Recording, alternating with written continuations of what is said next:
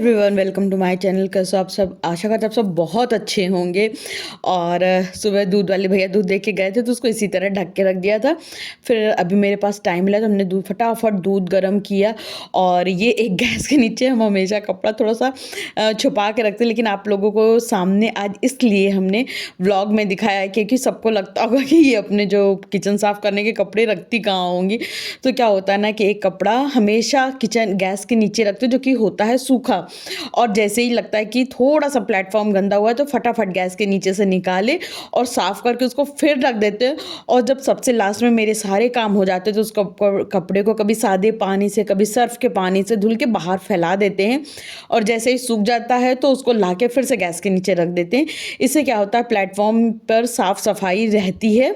और वरना फिर क्या होता है ना, गीला कपड़ा बार बार पोछो ना तो उससे प्लेटफॉर्म उतना साफ़ नहीं हो पाता है क्योंकि वो फिर से गीला हो जाता है। और आज लगाना था साग में तड़का, और मेरे घर में ना साग सबको क्या मतलब मेरे हस्बैंड को इतना पसंद है, तो साग हम हमेशा बना के रख लेते और जब खाना होता है तो उसमें उतने में तड़का लगा लेते। और यही साग बनाने का तरीका है, क्योंकि साग जब तक एक दिन बासी नहीं होता है ना तब तक खाने में मज़ा नहीं आती है। तो डाला था इसमें सबसे पहले हमने बटर डाल लो, मगर हमने घी डाला था, और कभी कभी घी डालते, आज हमने तेल डाला था। तो तेल में हमने सबसे पहले जीरा डाला, जीरा डाला, लाल खड़ी मिर्च डाला और लहसुन डाला, और अच्छे से तड़का लगा के फिर उसमें हमने साग डाला। और साग में आटे का, वैसे आपके पास अगर मकई का आटा हो तो मकई का आटा, वरना गेहूं के आटे का अरहन लगा दो, मतलब पतला पतला घोल के उसमें डालकर चला दो अच्छे से, ताकि एकदम बढ़िया से उसको पका लो। और फिर एक मतलब साग बनाओ ना तो छींटे बड़ी उड़ती हैं, तो पूरा छींटे छींटे हो गया था। तो एक कपड़े से, गीले कपड़े से पूरा गैस को पोछा, पूरा प्लेटफॉर्म पोछेंगे ताकि प्लेटफॉर्म एकदम साफ़ सुथरा रहे। हमें थोड़ा सा जहाँ खाना बनाते हैं वहाँ साफ़ सफाई रखना पसंद है, गंदे में खाना हमसे बनाना नहीं हो पाता है। तो भले ही काम में थोड़ा सा देर हो जाए लेकिन हम साफ़ सफाई रखते हैं। उसके बाद साग में तड़का लग गया था, दाल बनाए थे, मतलब खाना पूरा बनाए थे। तो उसके बाद हस्बैंड के लिए फ़्रूट कट कर रहे थे, और जब भी हस्बैंड के लिए फ़्रूट कट करते हैं ना तो हम बीच बीच में खाते भी जाते हैं।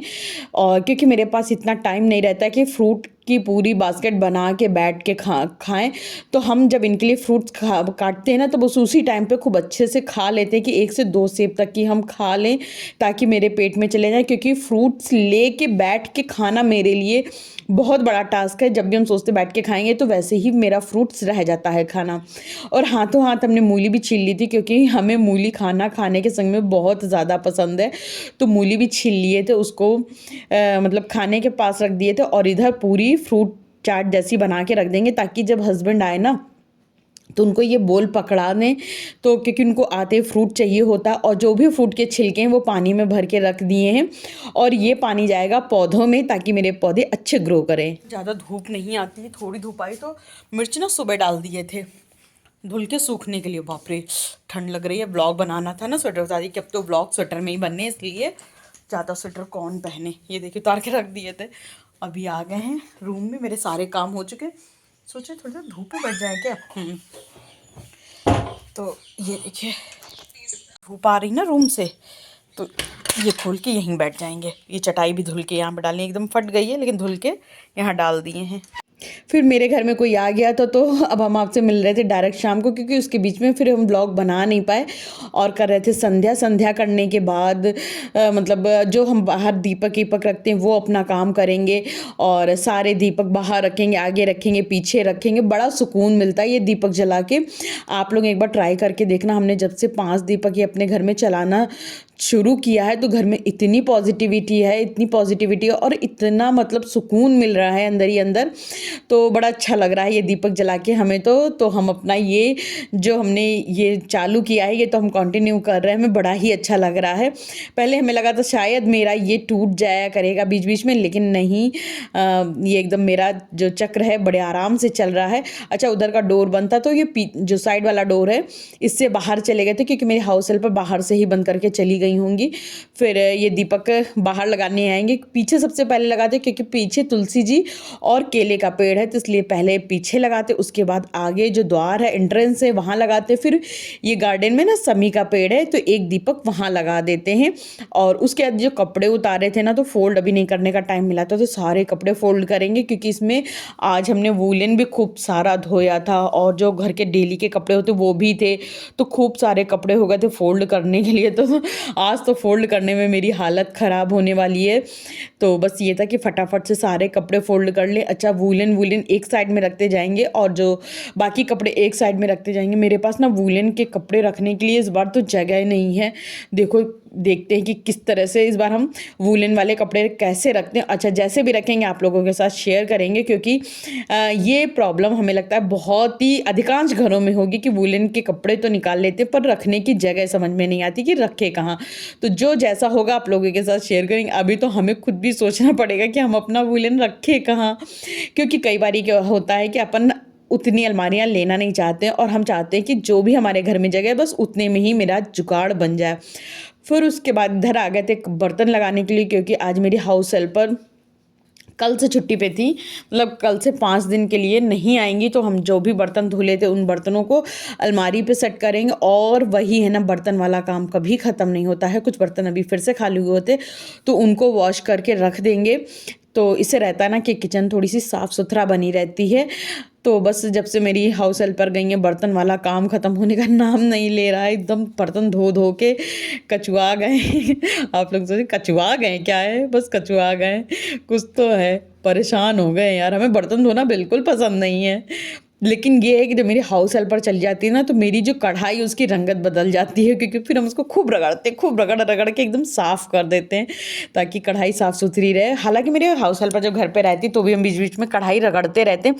लेकिन जब से ये विंटर स्टार्ट हुई है ना, पता नहीं कहाँ दिन शुरू हो रहा कहाँ ख़त्म होता पता ही नहीं चलता। इतनी यार ठंड शुरू हो गई है, सच बताएं तो मन करता शॉल ओढ़ के और बस दुब के बैठे रहो। मगर वही हम लेडीज़ों के पास ये कहाँ अपॉर्चुनिटी है कि हम लोग शॉल ले के बढ़िया उसके अंदर बैठ के चाय पी रहे हैं। ये भैया है भी नहीं और हमें चाहिए भी नहीं। हमें काम करना है, हमें काम करना पसंद है। हम भगवान से मनाते कि मेरी जब तक ज़िंदगी है तब तक हम काम करने लायक रहे। हमें काम करना पसंद, हम काम करते रहना चाहते हैं। हम किसी पे आश्रित नहीं होना चाहते हैं ना, मतलब किसी पे और ना ही किसी, मतलब जो काम करने वाले तो इन पे भी नहीं, क्योंकि इनका भी रहता है हाल वही बुरा, धोखा देने वाला। जैसे अभी आए, आज आए, कल नहीं आए, परसों आए, नरसों नहीं आए, तो फिर हमें रहता है हम अपने हाथ से रहे। बस हमें क्या है, ये बर्तन हमें धोना नहीं पसंद है, तो बर्तन में झाड़ू पोछा। और फिर क्या रहता है ना, मेरे पास इतने काम है कि बर्तन झाड़ू पोछा करना इतना पॉसिबल नहीं है। हस्बैंड के काम होते हैं, उनको देखना होता है। अब ऐसा तो है नहीं कि हस्बैंड को एक बार खाना दे दिया और हो गया, तो उनसे बातें भी करनी होती है, उनको टाइम भी देना होता है। मेरे हस्बैंड का ये रहता है मेरे पास बैठो, तो उनको टाइम भी देना होता है। तो और जो रिश्ते होते हैं ना, एक दूसरे को टाइम देने से ही अच्छे होते हैं। फिर कुछ ना कुछ बनाना भी होता है, क्योंकि हस्बैंड को जब अपना अच्छा अच्छा बना के खिलाओगी तभी तो आपके रिश्ते मजबूत होंगे। खैर, ये बात सच है। फिर उसके बाद हमने उस दिन अप्पे बनाए थे, मूंग के अप्पे बनाए थे। तो उसको जो अप्पे मेकर, उसको हम एक पैकेट में करके रख देते, वरना ख़राब होने का डर रहता है। हम इसी तरह से अपने बर्तनों को रखते हैं। हमें अपने बर्तन सुरक्षित रखने का बड़ा शौक़ है, क्योंकि जब अपन यूज़ करेंगे तब आराम से निकल जाएंगे। और ये ग्रेटर था ना, इसको भी एक पन्नी में करके रख दिए थे। और सामने जो आप डोर मैट देख रहे हैं, इसको चूहों ने काट दिया है। लेकिन क्योंकि अभी हमारे यहाँ चूहे बहुत ज़्यादा हैं, इसलिए ये डोर मैट फेंक नहीं रहे हैं। जब चूहे थोड़े से कम हो जाएंगे, थोड़े से कम के, बहुत ज़्यादा नहीं, एक चूहा है मोटा सा बड़ा सा, वो बाहर जा भी नहीं रहा है घर के। हम लोग ना वो नहीं रखना चाहते हैं जो चूहे वाली दवाई होती है, और हर जगह जगह इसी पावदान को अटका देते, तो चूहा इधर से उधर जाने के लिए पावदान काट देता है। खैर, उसके बाद मेरी एक बड़ी ही प्यारी सी सब्सक्राइबर हैं, जिन्होंने कहा था कि मूंग के अप्पे की रेसिपी देना और मिर्चे के अचार की रेसिपी देना। तो पक्का पक्का, क्योंकि मूंग के अप्पे तो बन चुके हैं, जब नेक्स्ट टाइम बनाएंगे, जल्दी आपके लिए बनाएंगे, तो हम मूंग के अप्पे की रेसिपी ज़रूर देंगे और अचार की भी रेसिपी आप लोगों के साथ शेयर करेंगे। इधर मेरे हस्बैंड ऑफिस से आ चुके थे, और हस्बैंड जैसे ही ऑफिस से आते हैं, उनके पास इतनी सारी बातें रहती हैं कि गेट से ही वो बताने लगते हैं मेरे ऑफिस में ये हुआ, ये हुआ, ये हुआ, वो हुआ। क्योंकि बताए ना, पूरे ऑफिस में तो आप ऑफिस की बातें कर सकते हो, पर जो आपके दिल में है वो तो सिर्फ आप अपनी बीवी से ही बता सकते हो ना। तो अपने दिल की बातें अपनी बताते हैं हमसे। फिर उसके बाद इधर हम हस्बैंड के लिए नाश्ता तैयार करने लगे थे। तो हस्बैंड ने कहा कि आज सूप हम बनाएंगे। तो हमने कहा ठीक है, प्रिपरेशन तो हम कर दें, क्योंकि देखो हस्बैंड लोग कितनी बेचारे कर पाएंगे। तो इधर हमने सूप की पूरी प्रिपरेशन कर दी थी। हालांकि सूप हम बनाने जा रहे थे, पर मेरे हस्बैंड को कभी कभी कुकिंग का शौक आता है, तो वो बोले कि हम बनाएंगे आज। तो हमने कहा बिल्कुल ठीक है, आप बनाओ। इससे अच्छी बात क्या है, हमें भी थोड़ा सा रेस्ट का मौका मिल जाएगा। तो इधर हम दोनों में कुछ कुछ बातें हो रही थी, हंसी मजाक हो रहा था।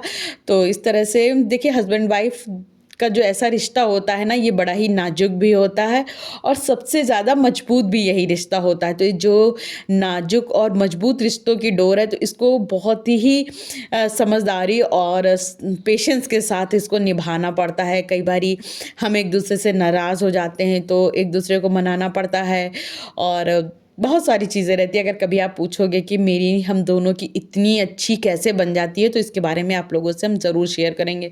मतलब कई बारी लोग, देखने वाले भी देखते तो बोलते हैं कि तुम दोनों की बहुत अच्छी पटरी खाती है, नज़र न लगे। तो हमें खुद भी हम दोनों का जो इस तरह का प्यार भरा रिश्ता है बहुत अच्छा है, और इसी तरह से हम चाहते हैं हम दोनों का प्यार बना रहे और आप लोगों का भी प्यार आपस में इसी तरह से बना रहे। फिर उसके बाद इधर हस्बैंड ने सूप बना लिया था, और आप सोच रहे हैं ये क्या छिलके विलके का पानी डाला है, तो इसमें हमने स्टॉक बनाए थे, वेजिटेबल स्टॉक बनाया था घर पर, तो वही डाल रहे थे। इस तरह से मेरे हस्बैंड ने सूप पूरा, मेरे हस्बैंड की कुकिंग अच्छी है, जो भी बनाते हैं अच्छा बनाते हैं।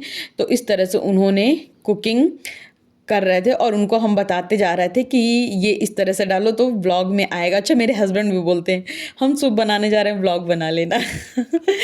तो उनको ये रहता है कि मेरे व्लॉग में कुछ ना कुछ अच्छा आ जाए। कभी कभी कहते हैं चलो घूमने चलते हैं, वहाँ का व्लॉग बना लेना, लेकिन कभी कभी चले जाते हैं, कभी कभी नहीं जा पाते। घर गृहस्थी में इतने काम होते हैं कि निकलना घर से हो ही नहीं पाता है। फिर इधर हस्बैंड को सूप दिया पीने के लिए, और उसके बाद हमने अपना कुकिंग वुकिंग करी, और इधर हस्बैंड वही शाम का नहाना धोना करके पूजा करने आए थे, तो इसी तरह से बैठ गए थे। तो हमने उनको एक शॉल उड़ा दी कि विंटर शुरू हो गई तो उनको ठंड ना लग जाए। लेकिन मेरे हस्बैंड की एक आदत है, वो अपने हाथ से ना तो ब्लैंकेट ओढ़ते हैं ना तो शॉल, और अगर जड़ा रहे तो जड़ाते रहेंगे, ओढ़ते नहीं, तो उनको हम ही को उड़ाना पड़ता है। तो जब वो पूजा करने बैठ जाते तो डेली का नियम है, उनको हम शॉल ओढ़ाते हैं, तो उनको शॉल ओढ़ाया। और इधर मेरा जो लास्ट कुकिंग रह गई थी वो थी रोटी बनाने की। तो हम इधर आ गए थे रोटी बनाने के लिए कि फटाफट से मेरी रोटियां बन जाएं, तो हम किचन साफ़ कर दें, क्योंकि मेरे हस्बैंड की एक ज़िद रहती है कि खाना साथ में खाओ, खाना अलग अलग नहीं खाएंगे।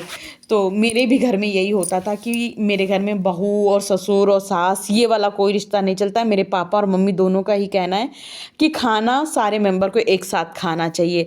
तो यहाँ मेरे हस्बैंड जब ये कहते हैं ना कि खाना साथ में खाओ, तो हमें बड़ा अच्छा लगता है, क्योंकि हमने शादी के बाद काफ़ी टाइम तक अकेले खाना खाया है।